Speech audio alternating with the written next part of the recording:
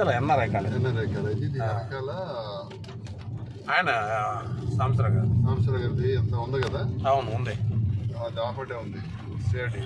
అవును ఆయన ఎల్పి కూడా వచ్చింది. ఎంత చెప్పాడు ఆయన? ఇప్పుడు పెద్ద చెప్తున్నాడు.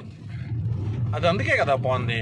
చెప్తున్నాడు పోవట్ల అది చెప్పకుండా తర్వాత చూద్దాలే అంటున్నారు. జాగ్రత్త చేస్తాడు. ఎట్లుంటాయి దరిద్రులు. నువ్వు ఇది చూస్తున్నావా? సడన్గా